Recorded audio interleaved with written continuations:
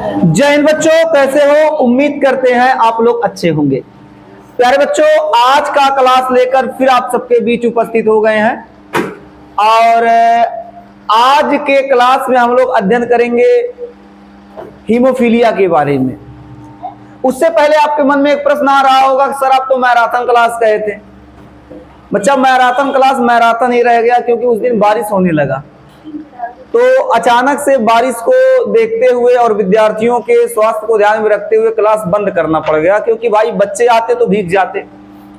इसी वजह से क्लास मैराथन वाला हटा दिया गया था, स्थगित कर दिया गया था और आज ये आपका क्लास जा रहा है। फिलहाल कोई बात नहीं, हम लोग को चैप्टर कंप्लीट करना है। अब जो मैराथन में कंप्लीट होता उसका 2 लेक्चर बढ़ गया। फिलहाल कोई बात नहीं, हम लोग क्या करते हैं, पढ़ाई करते हैं। तो आज के क्लास में हम आपको हीमोफीलिया पढ़ाएंगे, समय रहा तो एनीमिया भी आज के क्लास में बता देंगे, ठीक है ना। सबसे पहले आप लोग हेडिंग कर लीजिए हीमोफीलिया। हेडिंग क्या करेंगे? हीमोफीलिया। हेडिंग होने वाला है बच्चा हीमोफीलिया। हीमोफीलिया हेडिंग क्या होने वाला है बच्चा? देखिए मार्कर उल्टी कर दिया, हाँ इसमें इंक ज्यादा हो गया है। हीमोफीलिया, 1 मिनट बच्चा, मुस्कुरा के जल्दी से हेडिंग कर लीजिए आप लोग हीमोफीलिया। हेडिंग क्या करेंगे? हीमोफीलिया, ठीक है। आइए आगे बढ़ते हैं। इससे पहले पिछले लेक्चर में आप लोग को वर्णांता के बारे में बताया गया था। बोल, बताया गया था कि नहीं? बताया गया था। अभी हम लोग समझेंगे हीमोफीलिया के बारे में। आखिरकार हीमोफीलिया क्या है? देखिए बच्चा, हीमोफीलिया जो है रक्त संबंधित विकार है, ठीक है, या आप ऐसे कह सकते हैं यक्ष गुणसूत्र संबंधित विकार है। ये सही पड़ेगा, ठीक है। किससे? यक्ष गुणसूत्र संबंधित विकार है। और इस विकार में क्या होता है, किसी कारणवश रक्त लगातार बहता है। कारण क्या है बताएंगे, पूरा बताएंगे, परेशान मत होइएगा। बस अभी आप याद रखेंगे, अभी के लिए केवल इतना याद रखिएगा, हीमोफीलिया जो विकार है बच्चा, ये यक्ष गुणसूत्र के कारण होता है। यक्ष गुणसूत्र के कारण।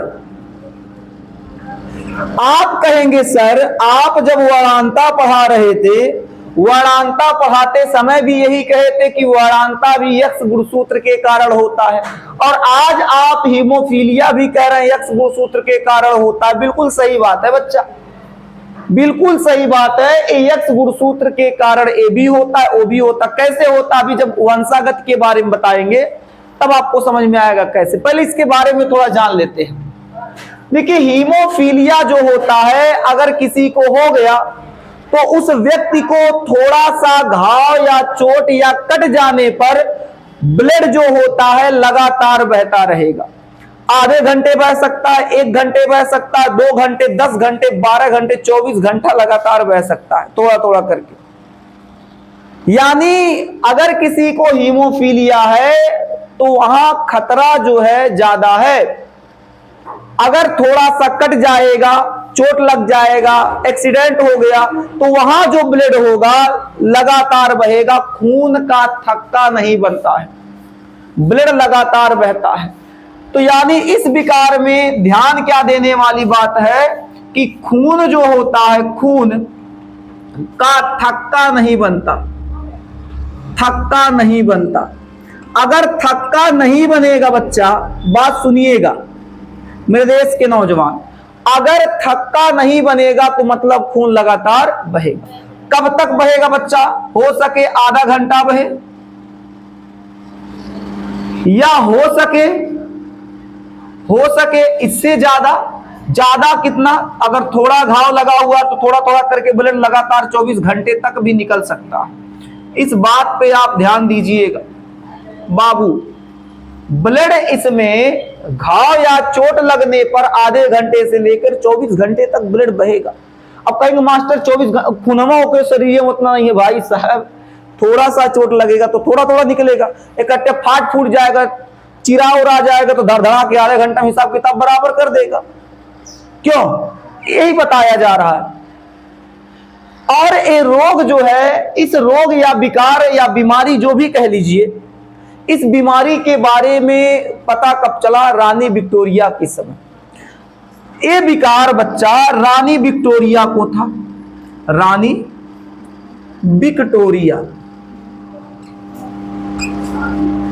रानी विक्टोरिया को हीमोफीलिया था, जिसके कारण उनके एक पुत्र को हुआ और उनके दूटू नाती पोता कह ले या पौत्र कह ले, 2 पौत्रों में देखा गया। यानी हीमोफीलिया के बारे में पता कब से है? रानी विक्टोरिया के समय से। रानी विक्टोरिया में ये विकार देखा गया, उनके वजह से उनके एक पुत्र और 2 पौत्रों में देखा गया। इसलिए इस रोग को, इस बीमारी को, इस विकार को शाही रोग कहते हैं। मतलब शाही मतलब बाबू राजा महाराजाओं का रोग, समझ में आया कि नहीं? बहुत पहले का। इसलिए इस विकार को शाही रोग भी कहते हैं। क्या कहते हैं? शाही रोग भी कहते हैं। ठीक है, क्या कहते हैं? शाही रोग भी कहते हैं। तो अगर आपसे कहा जाए शाही रोग किसे कहते हैं, तो मुस्कुरा के जवाब दीजिएगा हीमोफीलिया को। हीमोफीलिया को शाही रोग या शाही विकार भी कहते हैं। क्या बात समझ में आ रहा है बच्चा? बोल दीजिए, क्या बात समझ में आ रहा है? कोई भी बच्चा ऐसा है जिसको समझ में ना आ रहा हो तो बता दो, फिर से बता दे कोई भी बच्चा। तो अभी यही बताया गया, यक्ष गुणसूत्र के कारण ये होता, इसमें खून का थक्का नहीं बनता, ब्लड लगातार थोड़ा सा घाव या खरोच आने पर बहने लग, खरोच क्या घाव लगेगा, कट जाएगा तभी बहेगा ब्लड। और ये रोग जो है रानी विक्टोरिया के समय से चला आ रहा है। उनके एक पुत्र और 2 पौत्रों में देखा गया ये रोग। और इसके साथ साथ आपको बताया गया इसे शाही रोग भी कहते हैं। क्या कहते हैं? शाही रोग भी कहते हैं। बोल दो बच्चा, मेरे देश के नौजवान, यहां तक किसी विद्यार्थी को कोई दिक्कत है तो बताओ। कोई दिक्कत है? बोल दीजिए। नहीं है? आगे बढ़ते।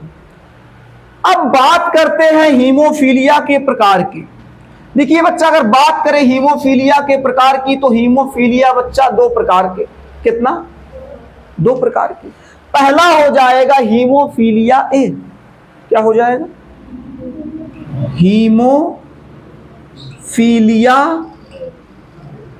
Haemophilia A. और दूसरा हो जाएगा hemophilia B. Hemophilia B. Hemophilia A की अगर हम बात करें, हीमोफीलिया ए कैसे होता है, हीमोफीलिया बी कैसे होता है, तो ए और बी के लिए आप कुछ बातों को बहुत ध्यान दीजिएगा। इसमें सबसे अहम बात है, अगर आपके शरीर में, और शरीर में कहा? ब्लड में। ठीक है, तो जब आपके शरीर में फैक्टर 8, 5, 6, 7, 8, जब आपके शरीर में फैक्टर 8 अनुपस्थित होगा,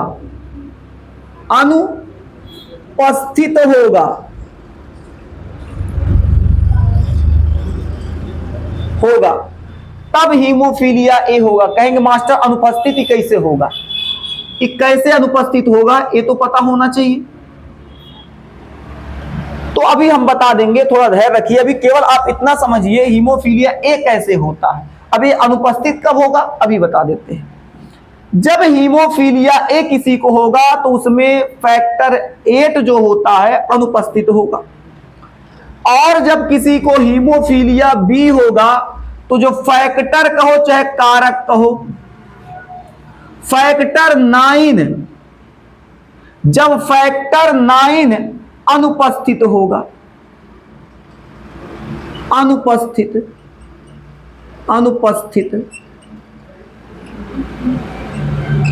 जब बच्चा फैक्टर 9 अनुपस्थित होगा तो हीमोफीलिया बी होगा, और जब फैक्टर 8 अनुपस्थित होगा तो हीमोफीलिया ए होगा। अब ए फैक्टर 8 फैक्टर 9 कहां पाए जाते हैं, कैसे होते हैं, कब अनुपस्थित होते हैं, जानना जरूरी है बच्चा। यहां पर हीमोफीलिया ए की बात करें और हीमोफीलिया बी की बात करें तो अभी आपको इतना ही केवल बताया गया है, जब फैक्टर 8 अनुपस्थित होता है तो हीमोफीलिया ए होगा, जब फैक्टर क्या कहते हैं 9 अनुपस्थित होता है तो हीमोफीलिया बी होगा। कहेंगे हाँ मास्टर कोई दिक्कत नहीं। आखिरकार फैक्टर 8 अनुपस्थित कब होगा ये जानना जरूरी है। देखिए हमारे शरीर में ब्लड पाया जाता है, बोलो पाया जाता है कि नहीं, पाया जाता है, बस बोलते रहिए। हमारे शरीर में ब्लड, जिसको आप रक्त या खून, लाल जल, ठीक है, लहू, कुछ भी कह लीजिए, अलग अलग नाम होता है, तो हमारे शरीर में ब्लड पाया जाता है।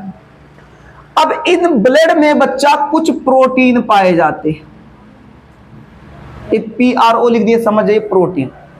हमारे ब्लड में कुछ प्रोटीन पाए जाते हैं।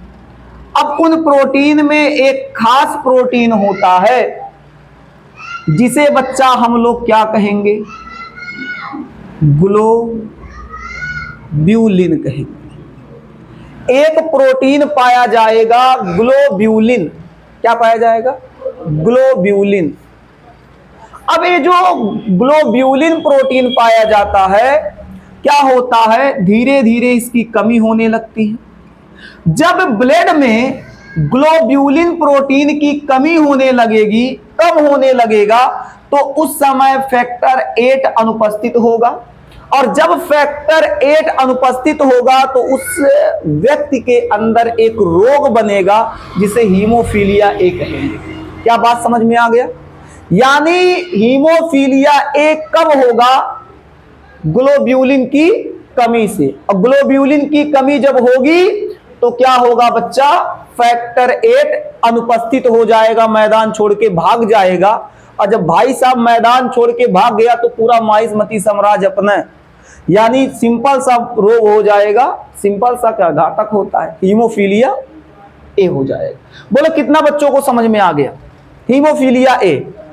पीछे वालों को नहीं आया, एक बार फिर से बता दें, बता दें, मां कसम खाओ बता दें।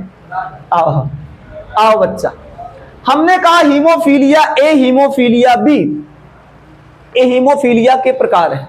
हीमोफीलिया ए कब होगा, जब फैक्टर 8 की अनुपस्थित होगा। आखिरकार फैक्टर 8 अनुपस्थित, यानी फैक्टर मतलब कारक, फैक्टर मतलब कारक, फैक्टर 8 अनुपस्थित कब होता है बच्चा, जब ब्लड में प्रोटीन ग्लोब्यूलिन की कमी होगी।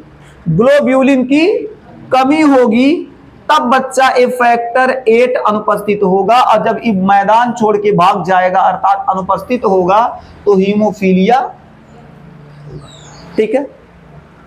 अच्छा, ग्लोब्यूलिन क्या है, एक प्रकार का प्रोटीन है, ठीक है। अब हीमोफीलिया बी की जब हम बात करते हैं तो यहां बताया गया फैक्टर 9 अनुपस्थित होगा। अब आखिरकार फैक्टर 9 अनुपस्थित कैसे होता है, तो बच्चा हमारे ब्लड में पाया जाता है प्लाज्मा। बोलो पाया जाता है कि नहीं, हमारे ब्लड में प्लाज्मा पाया जाता है, पाया जाता है, बोलो प्लाज्मा। अब प्लाज्मा के अंदर पाया जाता है थ्रोम्बोप्लास्टिन, थ्रोम्बो,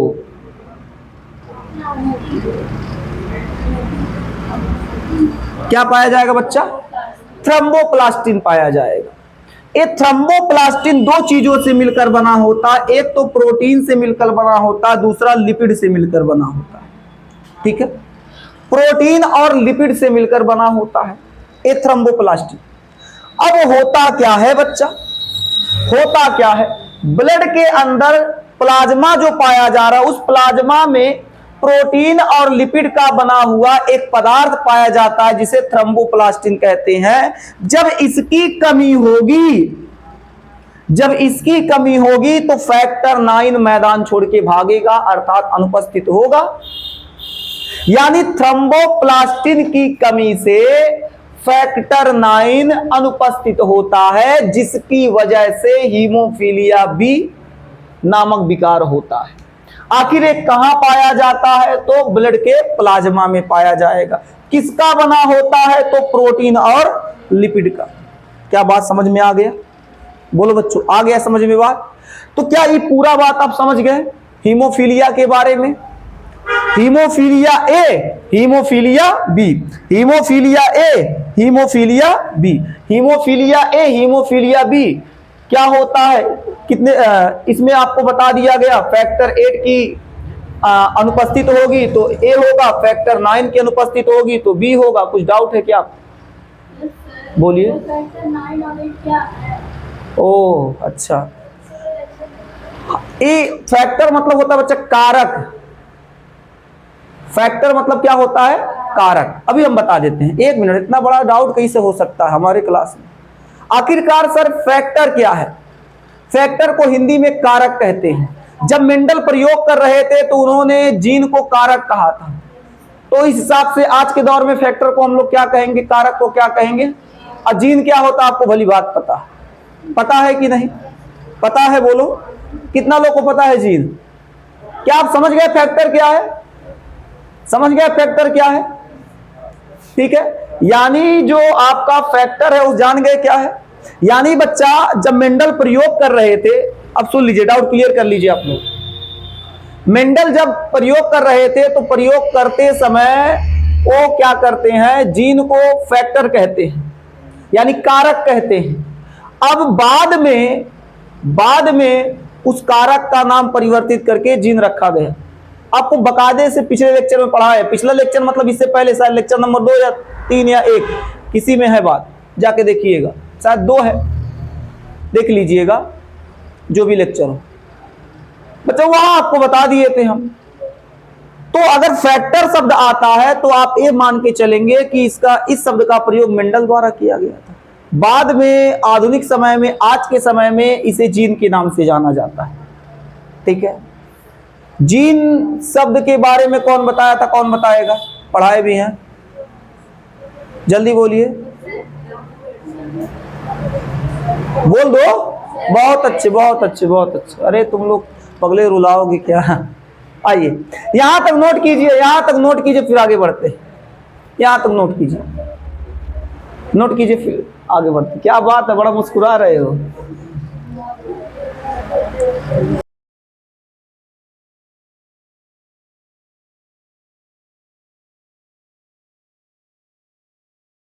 प्रदेश का नौजवान, अब हम लोग पढ़ेंगे हीमोफीलिया की वंशागति, यानी एक पीढ़ी से अगली पीढ़ी में कैसे जाता है। हम लोगों ने वर्णांता में जिस प्रकार से देखा था, वर्णांता को समझा था, उसी प्रकार हम लोग हीमोफीलिया को समझते हैं। मुस्कुराते हुए हेडिंग कर लीजिए, हीमोफीलिया की वंशागति। हीमोफीलिया, मुन्ना, बच्चा, बाबू, हीमोफीलिया की वंशागति, की वंशागति गति। बच्चा हम लोग अब देखते हैं क्या हुआ? हीमोफीलिया की वंशागति, हीमोफीलिया की वंशागति। मेरे देश के नौजवान, आपको वंशागत पढ़ाने से पहले मैं कुछ बता देता हूं, जैसे कि वर्णांता में हम बताए थे। अगर कहीं पर नर का जो लिंग गुणसूत्र XY है ऐसे लिखा मिल रहा है तो ये सामान्य नर है। अगर जो नर है, नर के लिंग गुणसूत्र पर ऐसे लिखा जा रहा और यहां X के ऊपर बच्चा H लगा दिया छोटा सा, तो बच्चा ये जो नर है वो हीमोफीलिक नर है। हीमोफीलिक नर का मतलब होता है नर हीमोफीलिया का शिकार है। ठीक है, यानी लिख देंगे क्या? हीमोफीलिक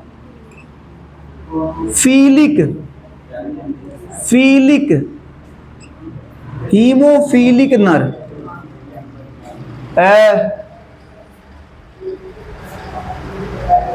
अब हम क्या बोले? मारदेव जान से परिचय प्रधान से। समझ में आया क्या? अपना भाई दुर्गेश नाई खड़काऊं क्या? चलिए आगे बढ़ते हैं। बच्चा मादा में आते हैं। मादा में दुख है ज्यादा। अब कहोगे कैसे? आओ यार दिखाते हैं। मादा में यक्स यक्स गुणसूत्र होगा तो मादा सामान्य होगी। बोलो बच्चा, पता है? और आगे बढ़ते हैं। अगर कोई मादा है और उसमें यक्स से यक्स गुणसूत्र में केवल एक पर यच लगा, H for haemophilia, H for haemophilia होगा, यच फॉर और क्या होता है जी? हॉर्स नहीं होगा, हॉर्स नहीं होगा बच्चा, यच फॉर हाउस नहीं होगा, हीमोफीलिया होगा। तो लोग एबीसीडी हमको पढ़ा रहे हो बच्चा। यहां तुम अगर एक यक्स को प्रभावित कर रहा है तो वाहक मादा, मतलब बच्चा ऐसे समझ लो, अगर एक यक्स पर यक्स चढ़ा हुआ है तो मादा वाहक है। लेकिन गजब क्या है? गजब बात देखो, अगर यक्स यक्स है दोनों पे यच बैठा हुआ है तो हीमोफीलिक मादा, हीमोफीलिक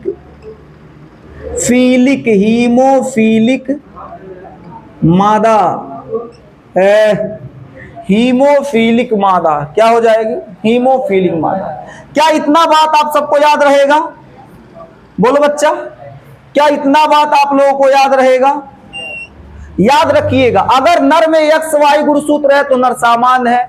अगर नर के यक्स गुणसूत्र के ऊपर यच लगा हुआ है तो हीमोफीलिक नर होगा। यक्स यक्स गुणसूत्र मादाओं में पाया जाता, मादा सामान्य हो जाएगी। अगर मादा के केवल एक यक्स पर यच पाया जाएगा तो मादा वाहक होगी। अगर दोनों पे यच पाया जाएगा तो हीमोफीलिक मादा। अब आइए हम लोग इसके वंशागति का संकरण कराते हैं। तो आप मुस्कुराते हुए जल्दी से हेडिंग कर लीजिए। हेडिंग क्या करेंगे बच्चा? सामान्य नर, सामान्य नर, सामान्य नर। मादा कैसा ले ले? वाहक ले लें, वाहक मादा। अगर हम लोग सामान्य नर लेते हैं और मादा कैसा ले लें? वाहक, तो सामान्य नर के लिए यक्स वाई होगा, वाहक मादा के लिए बच्चा ए ऐसे होगा, किसी एक पर एच लगा दो। ठीक है, अब ये मादा कैसी हो गई? वाहक हो गई। तो हेडिंग कर लो। हेडिंग क्या कर लेंगे? ऊपर लिख लीजिएगा, सामान्य नर तथा वाहक मादा में हीमोफीलिया की वंशागति। हेडिंग तो पता होगा, बना लेंगे। आइए क्या हेडिंग करेंगे? ऊपर नोट कर लेंगे आप लोग, सामान्य नर तथा वाहक मादा में हीमोफीलिया की वंशागति हो जाएगा। आइए संकरण इसका देखते हैं बच्चा, एक आराम से समझाते, उसके बाद आपका 2x में चलेगा। ठीक है, चलिए इसको अलग कर देते हैं। यक्स का जब संकरण इस यक्स से कराएंगे, भाई ए यक्स है, इस यक्स का इस पूरे के साथ एक बार होगा, इस वाई का एक बार इस पूरे के साथ होगा। जब ए वाला यक्स इससे करेगा बच्चा तो क्या बनेगा? यक्स और यक्स पर एच। ए वाला यक्स जब इस यक्स से करेगा तो यक्स यक्स, इसका इन दोनों के साथ हो गया। अब इसका इन दोनों के साथ कराएंगे, y जब इसके साथ करेगा तो यक्स पर h, यक्स आगे लिखा जाता है, पीछे y लिखा जाएगा। ए वाई जब इस यक्स से करेगा तो यक्स वाई, यक्स यक्स अगर दिख रहा है तो बेटी पैदा होगी यानी पुत्री, और यक्स वाई आ गया तो हमारे लिए जगलर पैदा होगा। आप लोग हाँ आप बोले, ठीक है, ठीक है। जो पूरा पूरा इंस्टाग्राम के रंगदार कितना लोग हैं, आओ। तो यक्स यक्स गुणसूत्र हुआ, यक्स यक्स, और एक यक्स के ऊपर यच लगा हुआ है। अगर यक्स के ऊपर यच लगा होगा तो वाहक को क्या? वाहक। तो यानी ये जो पुत्री पैदा हुई है वाहक, वाहक पुत्री। ठीक है, और यहां पुत्री जो हुई सामान्य हुई, क्योंकि यक्स यक्स अगर आ रहा है बच्चा, यक्स यक्स तो सामान्य मादा, तो पुत्री पैदा हुई तो सामान्य पुत्री। क्या हुआ? ज्यादा समझ में आ गया क्या? हाथ एक पसर निकाल के किनारे रख दो ताकि ज्यादा ना समझ में आए ना बच्चा, नुकसान कर देगा ज्यादा पढ़ लोगे।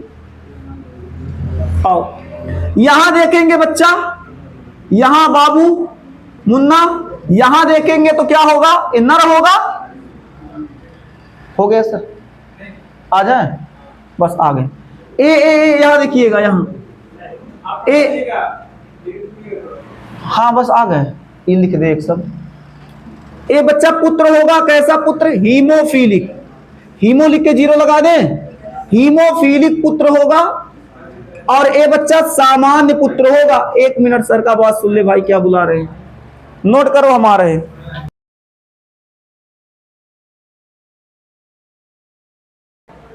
हो गया बच्चा, चलिए।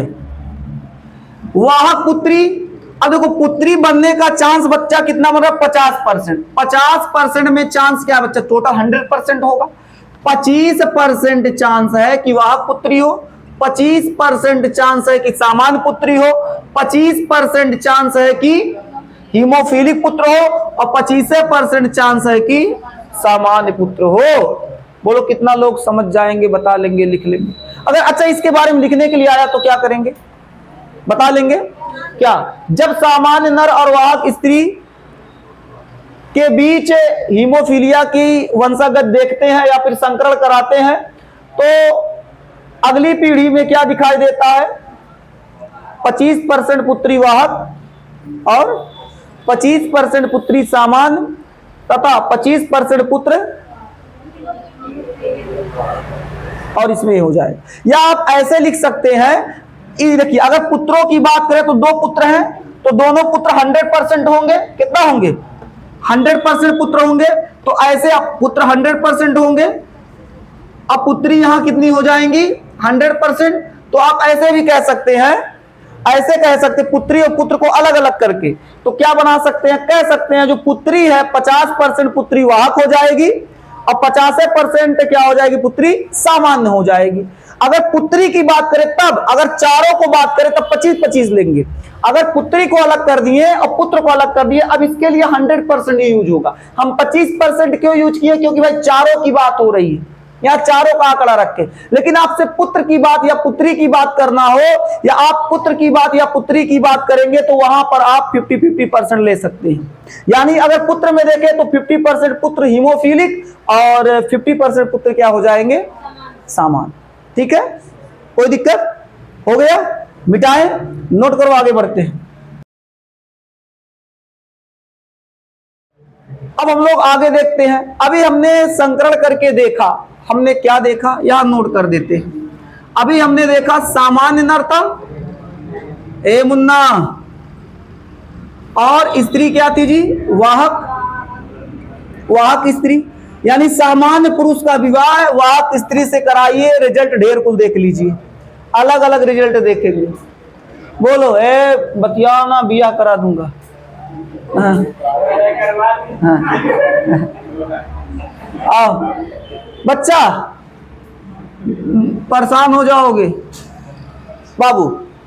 अगर हम लोग, शांत रहिएगा, अगर हम लोग पुरुष सामान्य फिर ले ले, नर सामान्य ले ले और संकरण करा दे हीमोफीलिक स्त्री से, हीमोफीलिक स्त्री से, हीमोफीलिक स्त्री से संकरण करा दे, तब क्या होगा। अब यहां देखते हैं, मतलब नर क्या लेना है बच्चा, क्या लेना है, सामान्य।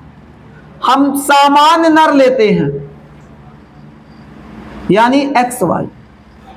स्त्री कैसा लेते हैं बच्चा, हीमोफीलिक, हीमो लिख के 0 लगा दे, हीमोफीलिक स्त्री लेते हैं। ठीक है, अब हीमोफीलिक स्त्री जब होगी तो इस पे क्या होगा, दोनों पे H लगा होगा, दोनों पे। अब इनमें क्रॉस करा के चेक करते हैं कि भाई साहब क्या दिखाई देता है इनके आने वाली पीढ़ी में, XY, X पर H, X पर H। इस X का एक बार इन दोनों के साथ, इस Y का एक बार इन दोनों के साथ कराओ। इस X का जब इसके साथ कराएंगे तो बच्चा क्या होगा, वही होगा जो होना चाहिए। इसका जब इसके साथ कराएंगे तो क्या होगा, सेम रिजल्ट आएगा बच्चा। इसका जब इसके साथ कराएंगे तो क्या होगा, X पर H और A आ जाएगा। इसका जब इसके साथ कराएंगे बच्चा तो क्या होगा, यही होगा। ठीक है, मतलब पुत्री पुत्री और दोनों पुत्री 50% हो गई। भाई चारों में तो ये 50% होंगी ना, चारों लक्षण में। तो ये 50% जो पुत्री हुई है ये वाहक है, वाहक पुत्री।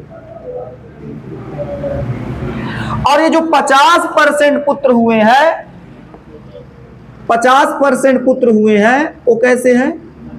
हीमोफीलिक पुत्र है। अच्छा, अगर हम बात केवल पुत्र की करें तब 100% पुत्र हीमोफीलिक, केवल पुत्री की बात करें तो 100% पुत्री वाहक होंगे। कोई दिक्कत? हम अगला संकरण कराते हैं बच्चा। क्या बात समझ में आ रहा है बच्चा? अगला संकरण कराते हैं। अगर बच्चा, अगर नर, अब नर, अगर नर हीमोफीलिक हो, अगर नर क्या हो?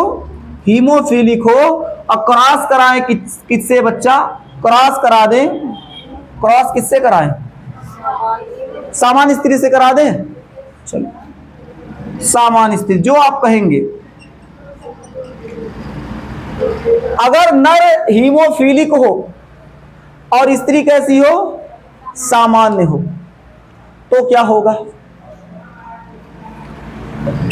नर हीमोफीलिक लेना है, बोलो बच्चा। हीमोफीलिक क्रॉस कराना है किसके बीच बच्चा? सामान्य स्त्री। सामान्य स्त्री। तो क्या रिजल्ट दिखेगा बच्चा? रिजल्ट पे आने से पहले क्रॉस तो कराना पड़ेगा ना बाबू। एक्स जब इससे करेगा बच्चा क्या होगा? यही होगा। ए वाला एक्स इससे करेगा बच्चा तो क्या होगा? यही होगा। ए वाला जब इससे करेगा बच्चा तो क्या होगा? यही होगा। ए वाला जब इससे करेगा ए होगा। बोलो होगा। यानी इनकी किनकी हाई दोनों डेंगी डेंगा के नर मादा, कुछ और सुन लिया क्या? नर मादा कहे हैं, ठीक है। तो यहां बच्चा जो है सुनिएगा, यहां जो पुत्रियां बन रही हैं ये दोनों क्या बन रही हैं जी? वाहक, ठीक है, वाहक पुत्री। कितना? 50%। और इससे बात करेंगे तो ठीक है, यहां बात करें तो सामान्य पुत्र होंगे, वो भी पूरा पूरा। यानी अगर केवल पुत्र की बात करें तो कुल लड़के सेफ हैं, कुल पुत्र सेफ है, पुत्रियां वाहक हैं। अगर नर हीमोफीलिक हो, पुत्री पुत्री कह रहे हैं, पत्नी, पत्नी स्त्री, ठीक है, स्त्री सामान्य, ठीक है। बोलो बच्चा कोई दिक्कत? एक और कंडीशन यही करा दे क्या? अभी जगह तो यहां है, यही करा दे। चौथे पे आते हैं। अगर नर हीमोफीलिक हो और मादा, मादा कैसी हो? मादा मतलब स्त्री, ठीक है। स्त्री कैसी हो जी? वाहक हो। नर हीमो, वहां नर सामान्य था, यहां नर हीमोफीलिक लेना है। तो नर अगर हीमोफीलिक होगा बच्चा क्या हो जाएगा? ठीक है, यही होगा, एच है। और मादा वाहक होगी तो एक पर होगा इसे एच, संकरण करा देंगे। संकरण कराओ बच्चा, एक्स एच हो जाएगा, वाई होगा, ए ऐसे हो जाएगा। इसका संकरण जब यहां कराएंगे, वाई कुछ या ज्यादा बड़ा हो गया था क्या? ऐसे होगा, यहां भी एच होगा, यहां भी एच होगा। इसका संकरण जब इससे कराएंगे तो बच्चा क्या होगा? ए होगा। इसका संकरण जब इससे कराएंगे, ध्यान दीजिएगा, गड़बड़ाओगे तो दिक्कत हो जाएगी। इसका संकरण यहां, भाई तिरछा चिन्हवा देख लेना, ठीक है। अब हमको लगता है कि आपको समझ में आ गया होगा, टेंशन नहीं है। यानी पता चला कि 25% इसकी जो पुत्री है वो बच्चा क्या है? हीमोफीलिक है, और 25% पुत्री जो है वाहक है। एक पुत्र इसका हीमोफीलिक होगा या चांस, ये सब चांस ऐसा बनता है, ऐसा चांस बनता है, ठीक है। और एक सामान्य, यानी अगर पुत्रों की बात करें तो 50% पुत्र हीमोफीलिक, 50% सामान्य। केवल पुत्री की बात करें तो 50% पुत्री वाहक और 50% हीमोफीलिक। कहेंगे सर अगर नर भी हीमोफीलिक ले ले, मादा भी हीमोफीलिक, भाई जब दोनों बीमारी है तो लड़कों में कुल बीमारी रहेगा और कोनो संकरण की आवश्यकता नहीं है। क्यों? नर भी हीमोफीलिक, मादा भी हीमोफीलिक, तो बताओ लड़का में कुल में हीमोफीलिया रहेगा, ठीक है। क्या ये बात समझ में आ गया आपका? संकरण समझ में आ गया? समय है कितना, टाइम कितना हो रहा बाबू आप बताइए? ठीक है, एक काम करते हैं, अभी थोड़ा बहुत समय बचा है तो हम जल्दी से क्या कहते हैं, कहाँ छूट गया जी, एनीमिया पढ़ाते। एनीमिया क्या पढ़ाते हैं? एनीमिया। जल्दी इसको खत्म करो, नोट करो जल्दी से, एनीमिया पढ़ा।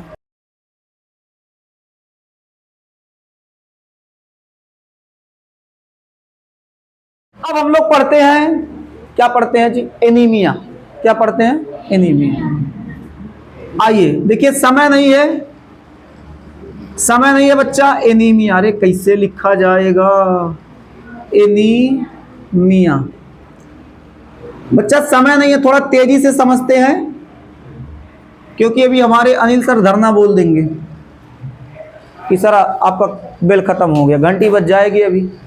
बच्चा एनीमिया ये रक्त संबंधित विकार है। सबसे पहली बात जरूरी है, याद रखिएगा, रक्त संबंधित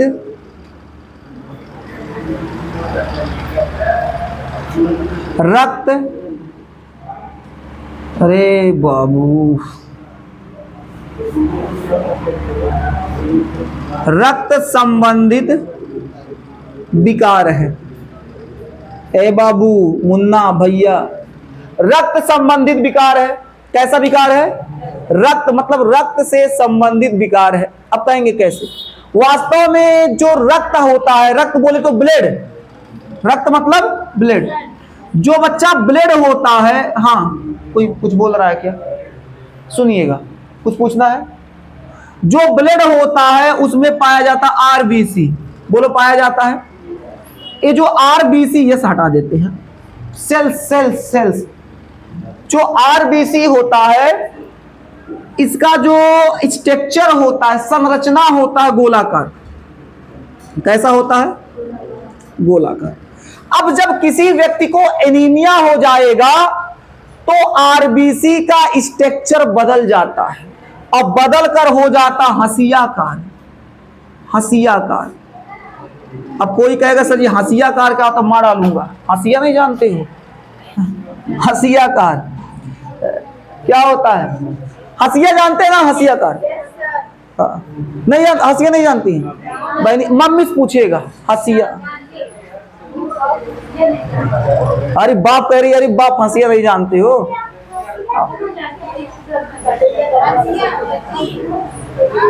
हंसिया, अरे बच्चे ठीक है, अब सही है।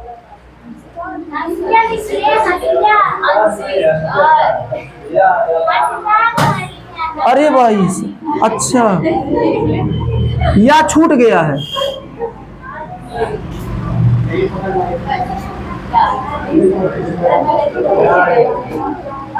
ठीक है, या छूट गया था। सुनो बच्चा, तो जो बता रहे थे, जो आरबीसी होता है उसका स्ट्रक्चर यानी बनावट गोल होता है, गोलाकार होता है। लेकिन जब ये विकार होता है, एनीमिया होता है, तो एनीमिया नामक रोग में जो आरबीसी का स्ट्रक्चर होता बदलने लगता है, संरचना बदलने लगती है और बदल के हंसियाकार हो जाएगा। कैसा? हंसियाकार। जब इसका स्ट्रक्चर बदलकर हंसियाकार हो जाता है, जब इसका स्ट्रक्चर बदलकर, बच्चा टेंशन नहीं है, टेंशन मत लीजिए, हाँ वो पूछने आ रही थी। आओ, जो बताया जा रहा आरबीसी होता है, आरबीसी का स्ट्रक्चर बच्चा गोलाकार होता है। लेकिन वास्तविकता क्या है? जब किसी को एनीमिया हो जाता है तो ये हंसियाकार हो जाता है। सर 5 मिनट, हसियाकार हो जाता है। कैसा हो जाता है बच्चा? हसियाकार, हसियाकार हो जाता है, कहेंगे हाँ, ठीक है। एनीमिया के रोग में आरबीसी जो होता है कैसा हो जाता है? हसियाकार हो जाता है, ठीक है। आखिर ये हसियाकार हुआ का है? तो बच्चा उत्परिवर्तन के कारण। अब उत्परिवर्तन कहां होगा सुनिएगा। ब्लड में हीमोग्लोबिन पाया जाता है बच्चा, बोलो पाया जाता है कि नहीं? पीछे वाले मुन्ना, पाया जाता है कि नहीं? ब्लड में पाया जाता है हीमोग्लोबिन। हीमोग्लोबिन, हीमोग्लोबिन, बात सुनिएगा, बात को सुनेंगे तब समझ में आएगा। हीमोग्लोबिन में बीटा जीन श्रृंखला, हीमोग्लोबिन के बीटा जीन श्रृंखला में उत्परिवर्तन होता है। क्या होता है? उत्परिवर्तन। याद रखिएगा कहां होगा? बीटा जीन श्रृंखला, चाहे तो नोट कर सकते हैं आप।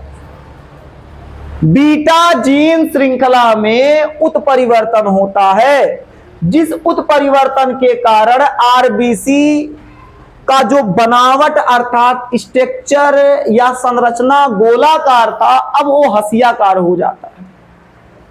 तो हसियाकार स्ट्रक्चर क्यों होता है? हीमोग्लोबिन में बीटा जीन श्रृंखला के कारण। किसके कारण बच्चा? बीटा जीन श्रृंखला के कारण ये समस्या होता है। समझ में आया कि नहीं? बीटा जीन श्रृंखला के कारण। अब बीटा जीन श्रृंखला में क्या होता है? उत्परिवर्तन होता है, और इस उत्परिवर्तन के कारण क्या होता है? इसका संरचना, आरबीसी का जो संरचना गोलाकार था वो हसियाकार हो जाता है। अब एक विकार या रोग में आ जाता है। इसके कमी से एक व्यक्ति को कई प्रकार की समस्या होता है, कहेंगे जैसे हीमोग्लोबिन का काम होता है ऑक्सीजन को लाना फेफड़ों के वायु कोष तक, और वहां से कार्बन डाइऑक्साइड को रिलीज करना। तो अब बताओ, जब हीमोग्लोबिन में दिक्कत खुद हो जाएगा, हीमोग्लोबिन बेचारा खुद परेशानी में आ जाएगा, तो ऑक्सीजन को कैसे लाएगा, कार्बन डाइऑक्साइड को कैसे ले जाएगा? यानी व्यक्ति को सांस लेने में समस्या होगी। कौन समस्या? सांस लेने में। कहां समस्या होगा? सांस लेने में समस्या होगा, क्योंकि आप सब जानते हैं हीमोग्लोबिन जो होता है बच्चा, ये जो हीमोग्लोबिन होता है ये क्या करता है? ऑक्सीजन को लाने और कार्बन डाइऑक्साइड को बाहर छोड़ने का काम करता है। और जब यही प्रभावित हो गया तो उस व्यक्ति में सांस की समस्या होगी, सांस लेने में दिक्कत होगा। इसके अलावा वो व्यक्ति बहुत ज्यादा कमजोर महसूस करेगा। क्या बच्चा? हाँ, बहुत अच्छे, कमजोर महसूस करेगा। क्या महसूस करेगा? व्यक्ति बहुत ज्यादा कमजोर महसूस करेगा। तो इस प्रकार की समस्या को हम लोग एनीमिया के अंतर्गत रखते हैं। आज के लिए बस इतना ही, इतना आपके लिए काफी है, काम चल जाएगा।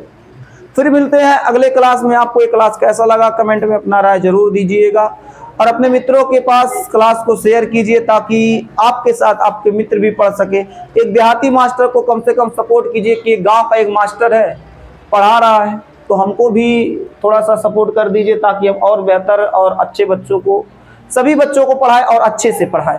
ठीक है, आज के लिए इतना ही। फिर मिलते हैं आपसे अगले क्लास में, तब तक के लिए जय हिंद।